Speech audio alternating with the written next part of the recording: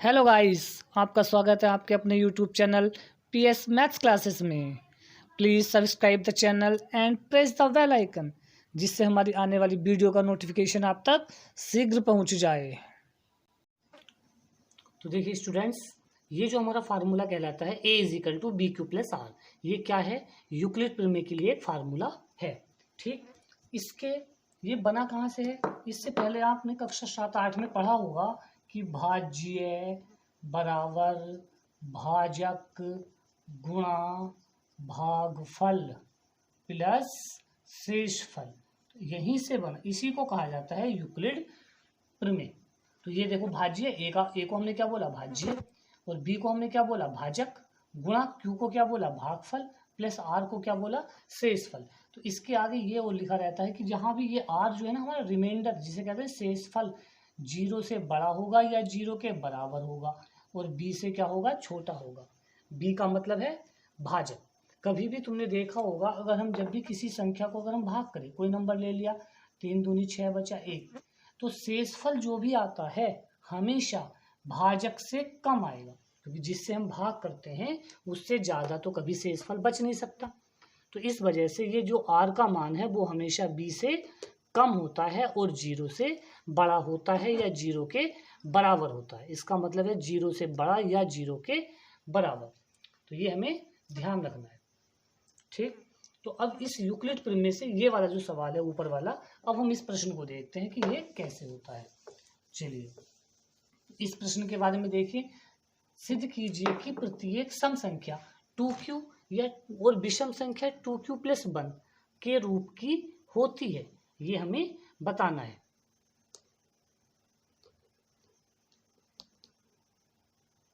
तो देखिए, सबसे पहले हम क्या करते हैं, अपना लिखते हैं यूक्लिड प्रमेय से।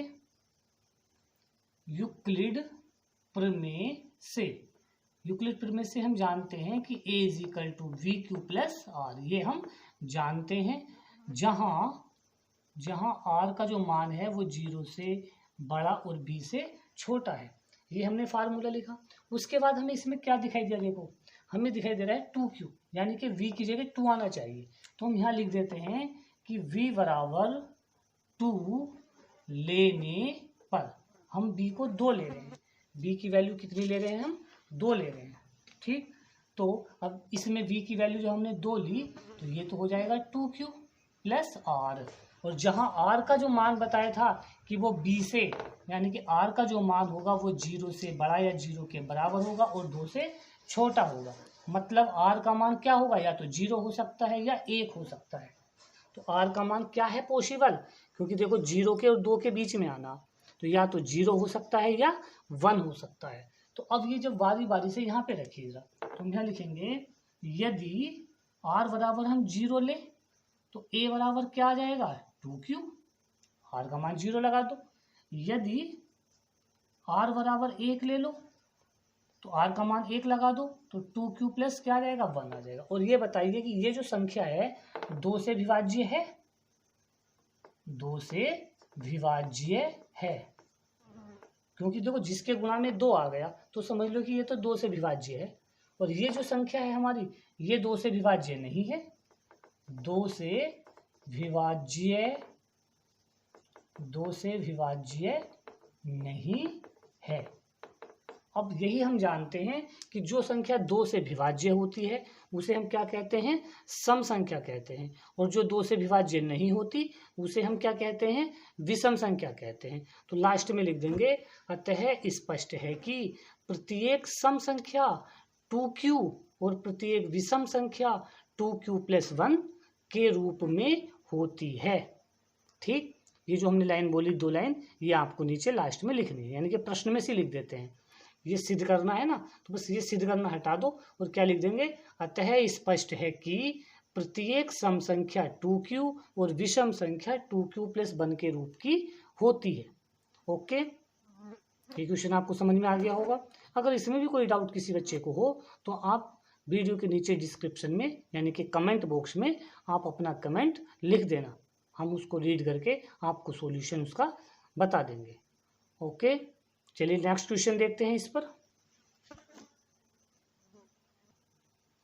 तो देखिए स्टूडेंट्स, सिद्ध करो कि किसी विषम धन पूर्णांक का वर्ग 4m + 1 के रूप का होता है। ये हमें सिद्ध करना है। ध्यान से समझना स्टूडेंट, इस तरह का इस चैप्टर में से 5 नंबर का एग्जाम में 100% आता है और इस तरह के कम से कम आपको 2 क्वेश्चन तो मिलेंगे। 2 नंबर में 2 क्वेश्चन जरूर मिलते हैं इस टाइप के, यूक्लिड थ्योरम से करने के। ये यूक्लिड जो अभी यूक्लिड प्रमेय पढ़ी है उसी के आधार पर ये क्वेश्चन मिलते हैं आपको। 100% ये आने हैं। ठीक, तो अब देखिए हम क्या करते हैं, इस क्वेश्चन को समझना ध्यान से। हम लिखेंगे हम जानते हैं कि, देखो अभी विषम संख्या की बात चल रही है और विषम संख्या के बारे में भी पता है। हम जानते हैं कि विषम संख्या क्या होती है, बताओ। कोई भी जो विषम संख्या होती है वो 2q + 1 के रूप की होती है।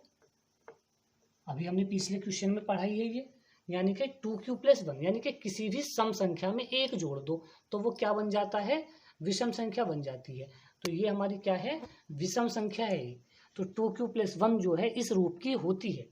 अब इस संख्या का स्क्वायर यहाँ हमने लिखा माना, तो a बराबर हमने 2q + 1 मान लिया, विषम संख्या मान ली। अब प्रश्न में कहा है कि विषम संख्या का वर्ग, यानी कि इसका स्क्वायर।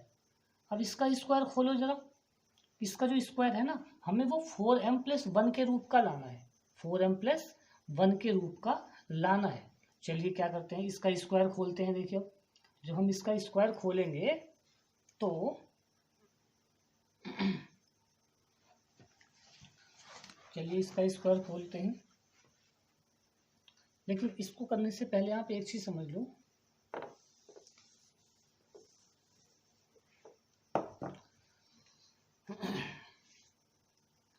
देखो सबसे पहले हम यहाँ लिखेंगे, इस क्वेश्चन को करने के लिए सबसे पहले हम क्या लिखेंगे कि यूक्लिड प्रमेय से हमने क्या लिया, माना 2q + r मान ली एक संख्या, 2q + r हमने एक संख्या मानी। ठीक, अब ये विषम होगी या सम होगी, r का जो मान होगा वो क्या होगा, या तो 0 होगा या 1 होगा। तो r बराबर 0 के लिए बताओ, r का मान इसमें 0 लगा दिया तो ये क्या आ गया, 2 आ गया। r का मान इसमें 1 लगा दो तो क्या मिलेगा हमें, जब हम r का मान 1 लगाएंगे तो 2q + 1 मिलेगा। इसको हम क्या कहेंगे, इसे तो हम बोलेंगे सम और इसे हम क्या बोलेंगे, विषम बोलेंगे। तो अब हमें ये पता चला कि ये हमारी विषम संख्या है। इसका जो वर्ग आएगा, इस संख्या का जो वर्ग आएगा वो हमें इस रूप का लाके दिखाना है। चलिए अब हम इसका वर्ग करते हैं। इसलिए हमने इसका क्या लिया, वर्ग कर लिया।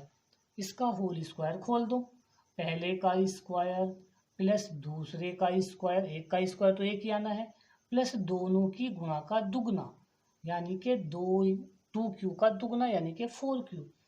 अब हमने लिखा 4q² प्लस 4q + 1 का स्क्वायर 1 आ गया।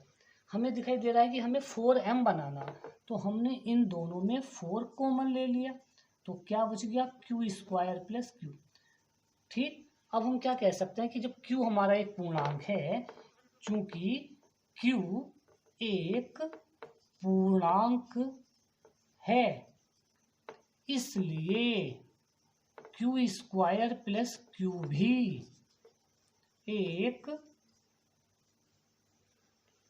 एक पूर्णांक होगा।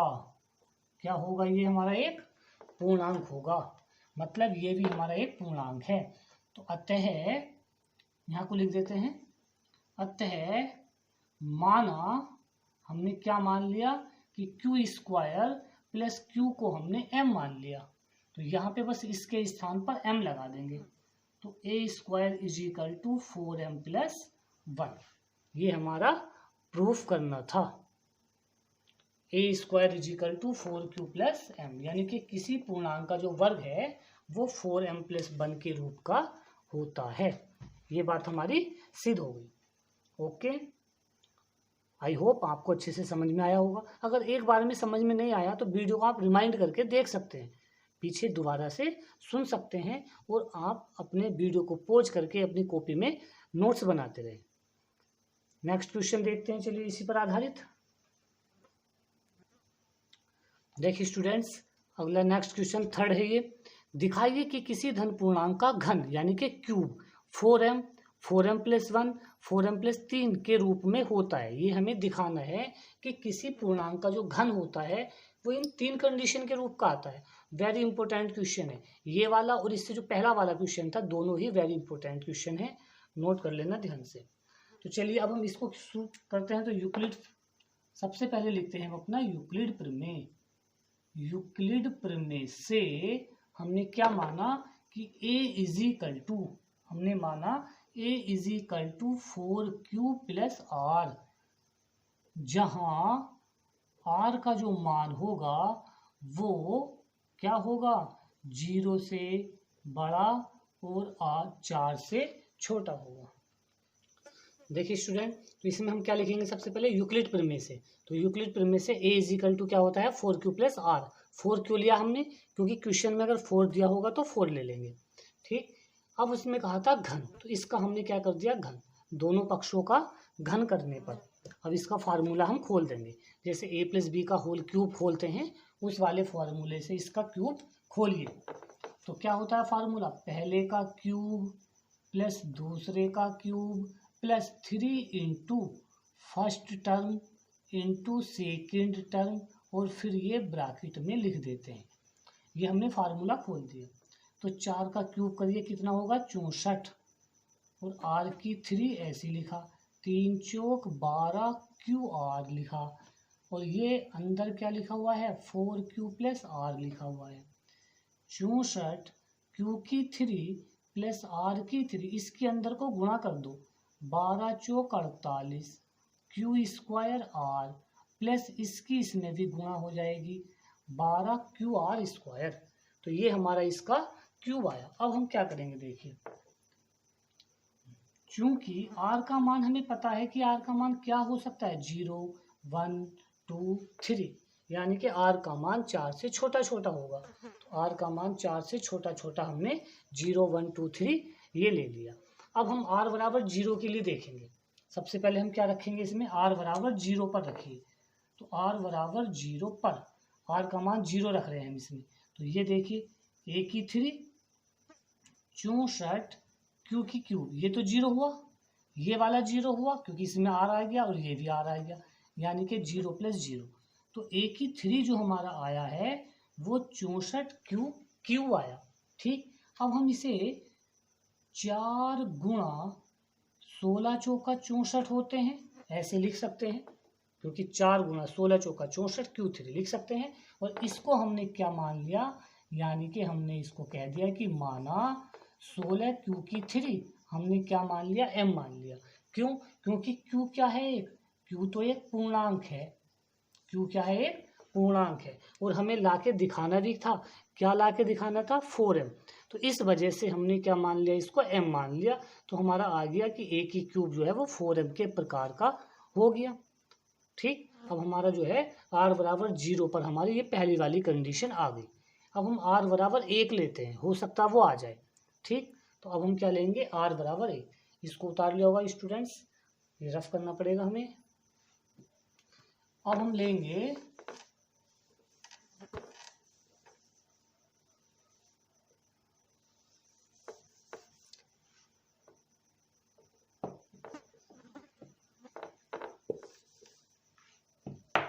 देखिए, अभी हमने यहाँ पे क्या खोला था, a की 3 हमारा क्या आया था, यहाँ पे हमारा a की क्यूब में आया था हमारा यहाँ पे 64 q की 3 प्लस r की 3 plus 48 q² r plus 12 QR², ये आया था हमारा। ठीक, तो इसमें हमने रखा था अभी। अब हम क्या रखेंगे, r = 1, r = 1 रखिए। तो जब हम r की वैल्यू 1 रखेंगे तो ये तो हमारा 1 हो जाएगा। जब हम यहाँ पे r 1 रखेंगे तो ये हमारा 48 Q² हो गया, और जब हमने यहाँ पे r रखा तो ये हमारा 1, यानी कि r का मान 1 लगा दिया। ठीक, a की 3, अब हम इसमें देखेंगे 64 q की 3 प्लस 48 Q² प्लस के 12 Q और प्लस के 1 हमने ये लिख दिया। अब यहाँ से लेके यहाँ तक क्या कॉमन आएगा, देखिए 4 कॉमन आएगा। क्या कॉमन आएगा, यहाँ से यहाँ तक 4 कॉमन आ जाएगा। हाँ, तो सकता है ज़्यादा भी आ जाएगा कॉमन, लेकिन हम केवल क्या लेंगे, 4 कॉमन लेंगे। तो 4 से डिवाइड करा 16 बार गया, 4 से इसे भाग किया 12 बार, और 4 से इसे भाग किया 3 बार, और प्लस क्या बच गया 1। ऐसा क्यों किया हमने, क्योंकि ये देखो हमें क्या लाना है, हमें लाना है 4m + 1, तो अब हम इसे m मान लेंगे। ठीक, तो हमने इसको क्या रख दिया, 4m + 1 रख दिया। तो ये हमारा प्रूव्ड हो गया।